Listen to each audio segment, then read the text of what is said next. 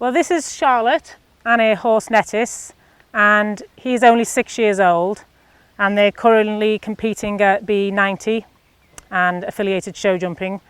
And dressage wise, although he has competed at elementary, he's not yet established at the level.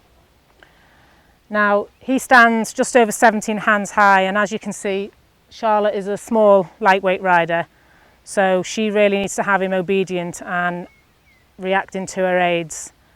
It'd be very easy for a young horse of this size to just toe around on his forehand, so we're going to do some exercises today to help his balance and his rideability.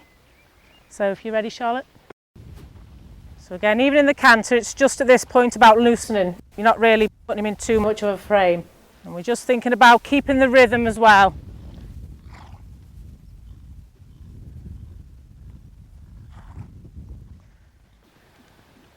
Okay, he can have a walk and a stretch.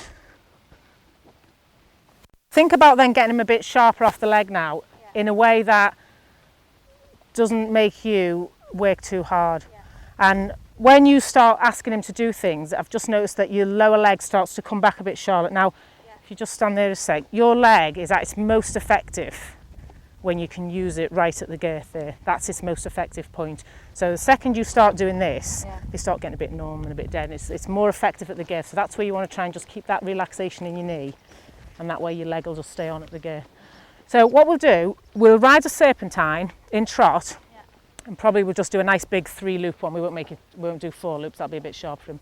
We'll do a 3-loop serpentine, but what I want you to do, you'll be in trot, but every time you come across the centre, the middle of the school where you're on your straight part of the serpentine, I want you to do a transition to walk. And you can do quite a few steps to start with, but then each time we do it, we'll start reducing the steps. So we want him to get to where you can just really just put the leg on, and he goes, because really your leg all the time you're riding, unless you're asking for something specific, your leg should be quiet. Yeah. And then when you put it on, you want something, you should get a reaction like that.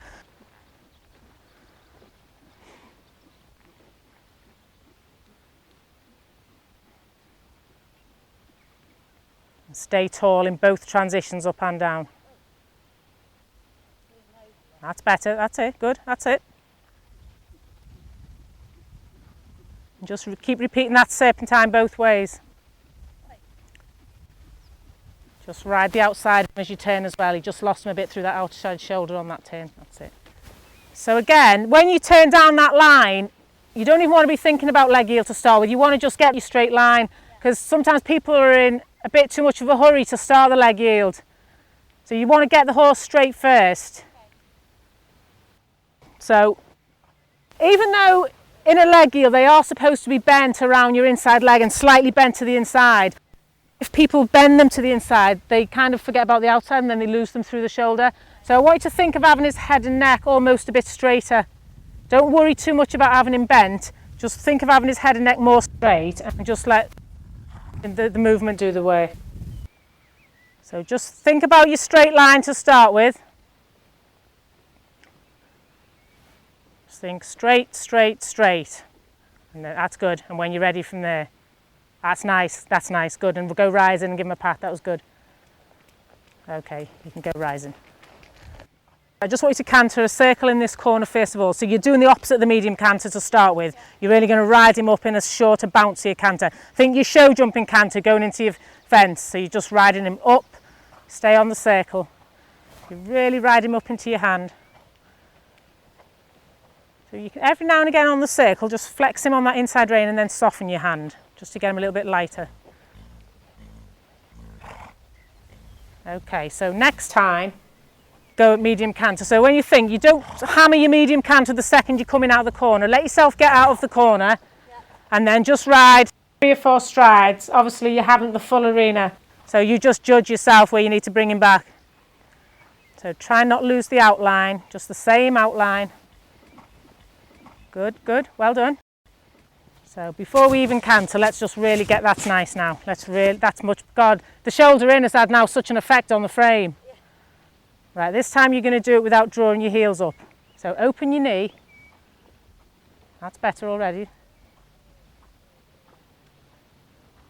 Okay, think relaxed knee and keep your heels down. I want you to use your leg without drawing your heels back. So keep depth in your heel, keep the leg down. Heel, lift the toe.